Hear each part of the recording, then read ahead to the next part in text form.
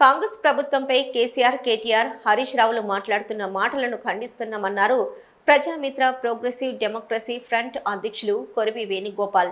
కరీంనగర్లో మీడియాతో మాట్లాడిన ఆయన బీఆర్ఎస్ తీరును ఎండగట్టారు. ధరణి పేరుతో వేలాది మంది రైతులు ఇబ్బందులు పడితే 1,00,000 కోట్ల స్కామ్ చేసిన ఘనత మీది కాదా అంటూ నిలదీశారు. రైతుల చావుకు కారణం ధరణి అని, దీనిపై ఏం సమాధానం చెప్తారంటూ నిలదీశారు.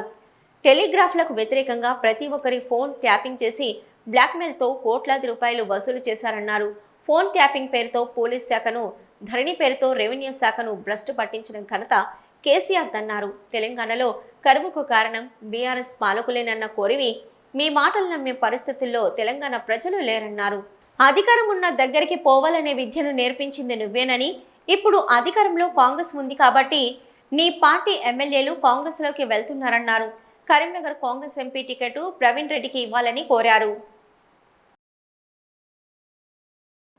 ధరణి పోర్టల్ రెవెన్యూ పాలసీ వల్ల 1,00,000 కోట్ల విలువ చేసేటువంటి భూములు హైదరాబాదు లోపల, వట్టినాగులపల్లి గ్రామం, ఇతర గ్రామాల లోపల కేసీఆర్, హరీష్ రావు, ముఖ్యంగా కేటీఆర్ కంపెనీ చేతులకు ఒక 20,000 కోట్ల విలువ చేసే భూములు పోయినాయి.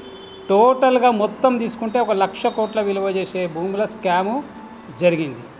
ఆ ధరణి వల్ల వందల వేల మంది రైతులు వాళ్ళ సమస్యలు పరిష్కారం కాక వాళ్ళు నానా ఇబ్బందులు ఈ రాష్ట్రంలో పడ్డారు. ఇప్పటి వరకు కూడా ప్రభుత్వం మారినా కూడా దానివల్ల ఇప్పటికి కూడా వాళ్ళ సమస్యలు పరిష్కారం కాలే.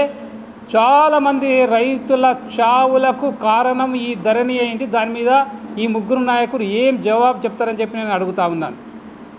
టెలిఫోను, ఇక రెండవది టెలిఫోన్ ట్యాపింగ్.